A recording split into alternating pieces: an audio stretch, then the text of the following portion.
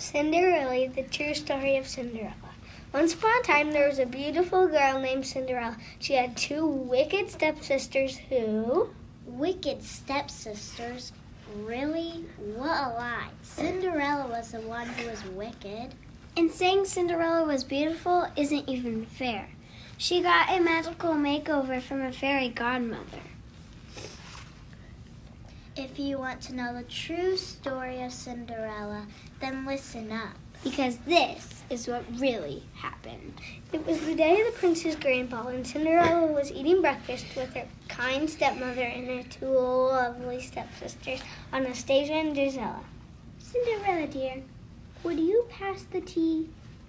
No, I might chip a nail. Cinderella, would you help me clean Oliver and Orville's cage this morning? Are you kidding me, Anastasia? I'm not touching anything. You know I can't stand your oversized rodent footballs. Yes! Cinderella, I have to weed the pumpkin patch before I get ready for the prince's ball. Would you mind lending a hand after lunch? No can do, Giselle. Pumpkins clash with my outfit. No matter how nice Cinderella's stepmother and stepsisters tried to be, no matter how reasonable their requests, Cinderella only cared about one thing. Herself! I haven't been shopping for like almost 24 hours. I don't have anything to wear to the ball.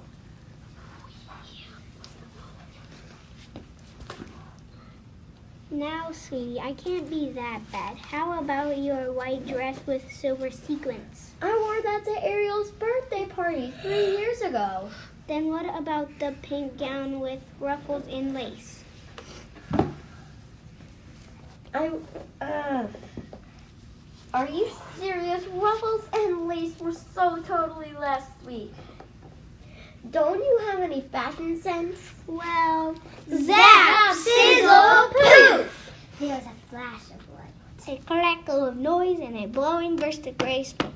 A short-haired woman in a sparkling purple pantsuit appeared in the middle of the dining room table. Bippity boppity boo. What do you need me to do? Who in the world are you? Cinderella's fairy godmother. Of course, you recognize my wand. Who cares about your wand? You've ruined my breakfast. The fairy godmother looked down. Sure enough, a pointy toe of one shoe had stabbed through Cinderella's both toes. Oh, I'm sorry. So sorry, dearie. My zap, sizzle, poof entrance makes it difficult to see where I'm landing. Cinderella rolled her eyes and snatched a slice of toast from Anastasia's plate. Whatever, just don't let it happen again. Now get to work. I need a dress. Whoosh!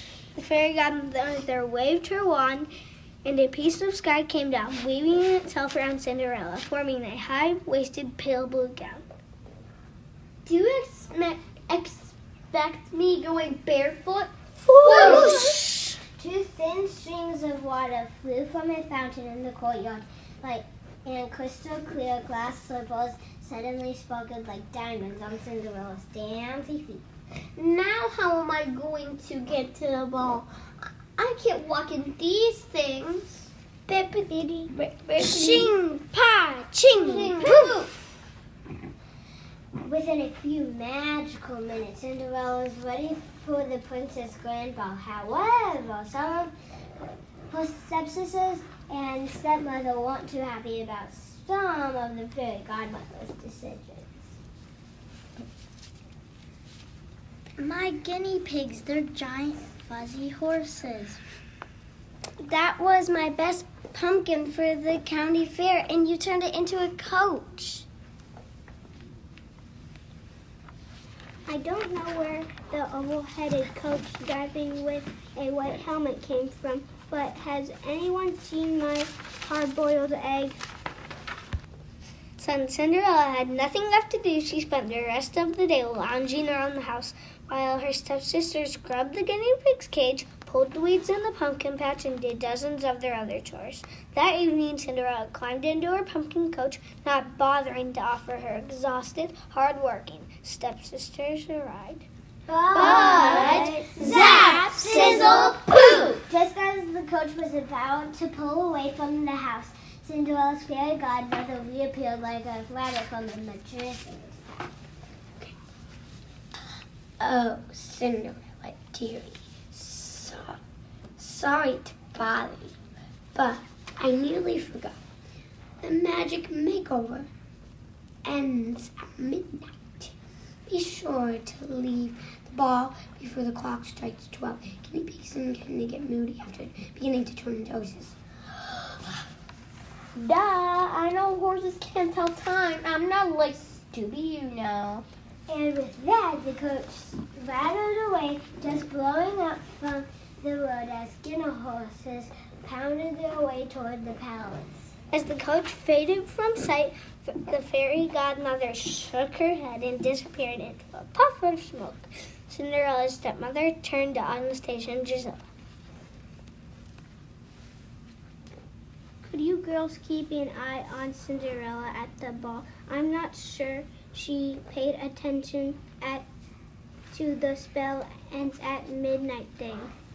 Sure, Mom, we can help. And Cinderella's stepsisters began the long, dusty trek to the prince's palace. Of course, you know all about the grand ball. As soon as Cinderella arrived, the prince was smitten and asked her to dance. They danced together all night long. Cinderella lost track of time. Blah, blah, blah. Bong!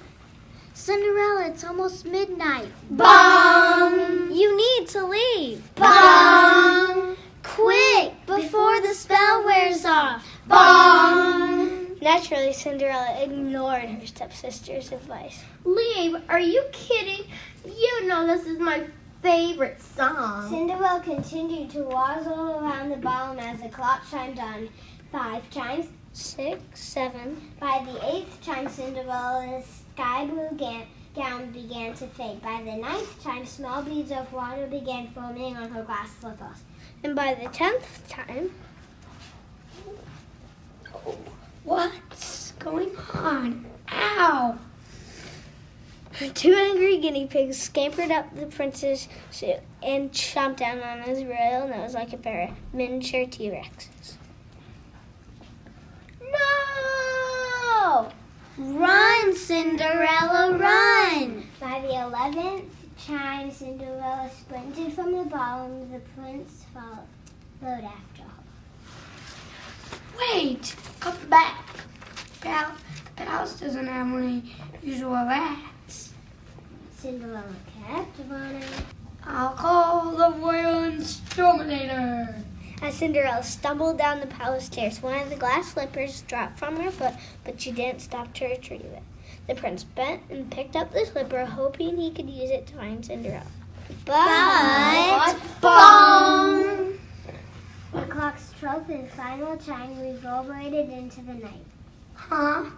The glass slipper melted away, dripping through the prince's fingers and making a puddle in the palace stairs.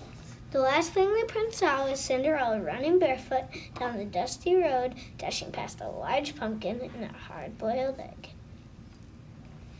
Being chased by 2 squealing guinea pigs. But